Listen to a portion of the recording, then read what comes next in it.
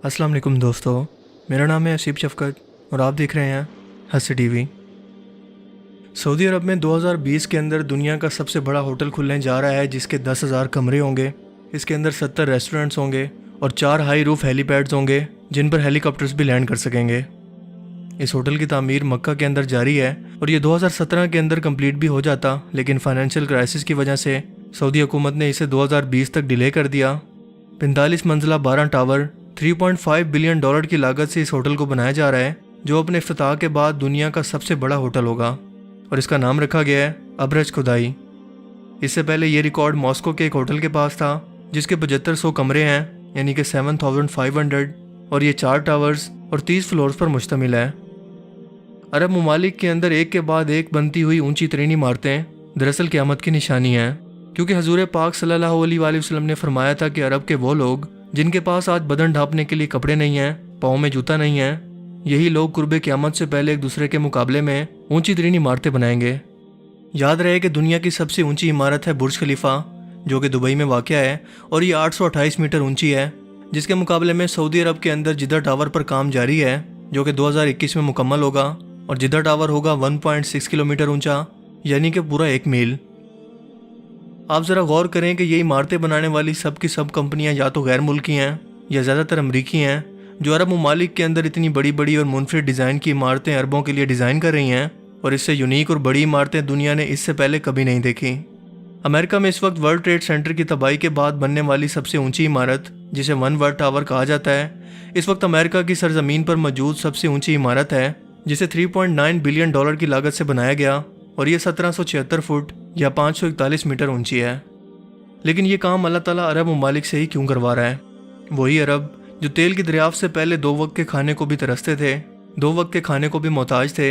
इनके पास अपना बदन ढांपने के लिए ना तो कपड़े थे और ना ही खाने के लिए 2 वक्त की रोटी।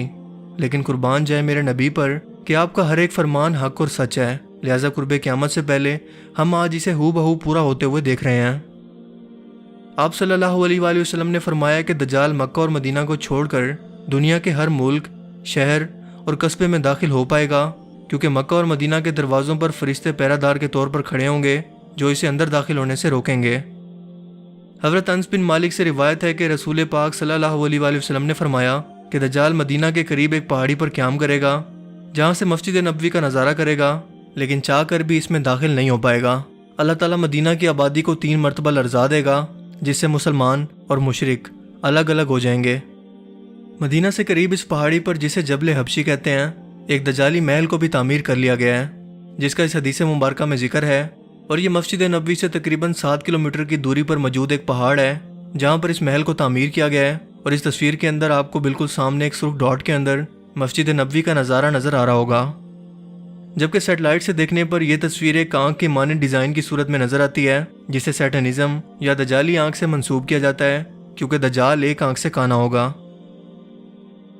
मज़ीद दजाली तसल्लुत पूरे सऊदी अरब पर कायम करने के लिए मगरबी तर्ज पर मुश्तमिल नियोम सिटी पर इस वक्त सऊदी अरब में काम जारी है।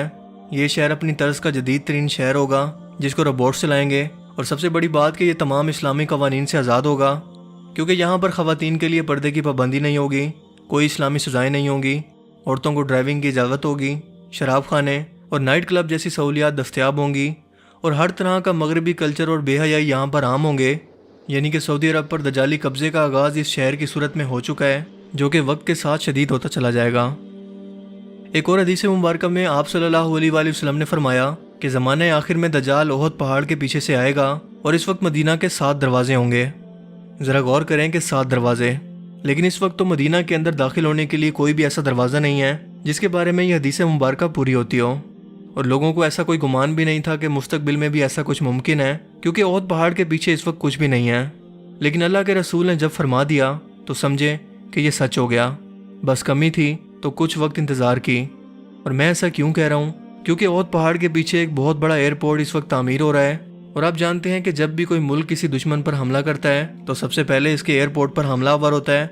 और हैरत की बात तो यह है कि इस एयरपोर्ट से 7 सड़कें आगे की तरफ रास्ता बनाती हुई जा रही हैं, यानी कि 7 दरवाजे जो कि अलग अलग रास्ते को लेकर जा रहे हैं। सो ये बात यकीनी हो जाती है कि दज्जाल इस एयरपोर्ट पर हमला करके इन 7 दरवाज़ों को कब्जे में लेगा, जिसके बाद जबल हबशी पर मौजूद अपने महल में आराम करेगा और मस्जिद नबवी को देखेगा।